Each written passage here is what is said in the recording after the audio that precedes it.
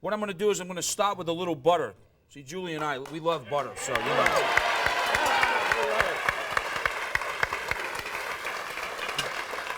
And I'm going to add a little bit of brown sugar.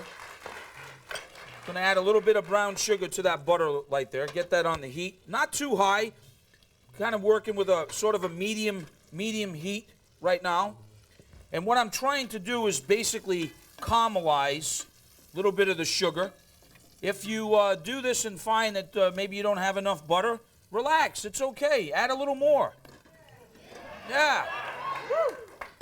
So now we just get the breakdown here of the sugar, and the heat begins to start caramelizing that. Now the next thing is I've got some pears. You could use apples. Now what I want to do is I'm just going to add a little bit of cinnamon, or as much cinnamon as you like.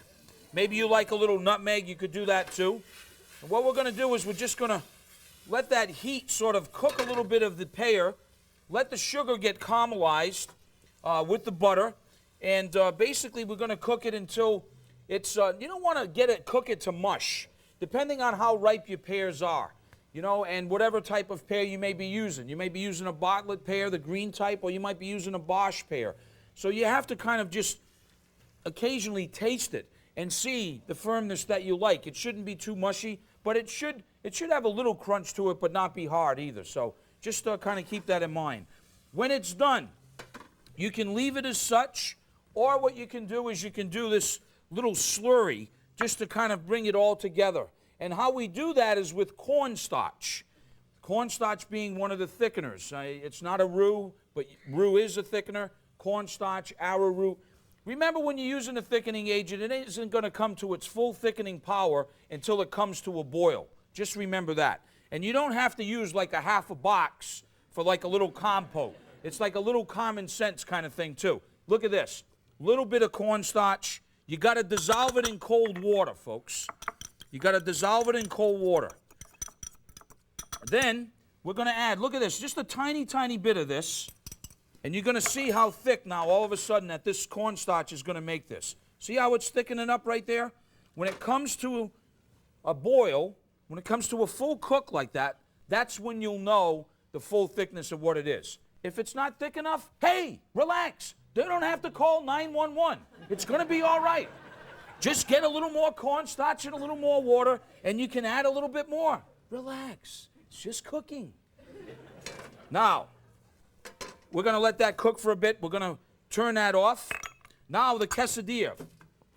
You can get all kinds of sizes, homemade, store-bought, whatever. You should try to find someone. In every city, there are great tortillas being made. You want to get some tortillas. This is very, very simple. Because my friend Julie is here, I'm using some really good brie cheese that I sliced. Oh, I know. Huh. I love brie cheese, and I know she does too. Now, I'm going to use a little bit of brie cheese, and I'm going to use a little bit of a little bit of blue cheese. Oh yeah, babe. You see, the blue cheese is a little bit sharper. I'm not going to use quite as much of the blue cheese, as you can see, as I am with the brie cheese. Now we're going to make a little sandwich.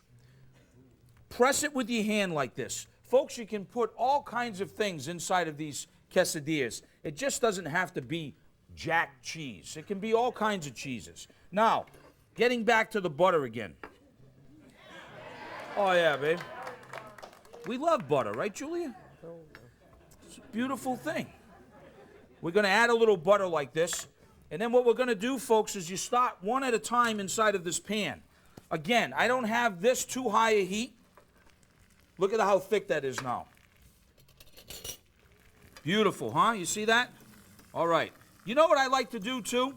The other thing is, to finish this compote, you add a little bit of fresh ground pepper right at the end. You say pepper with fruit? Oh, yeah. It's delicious.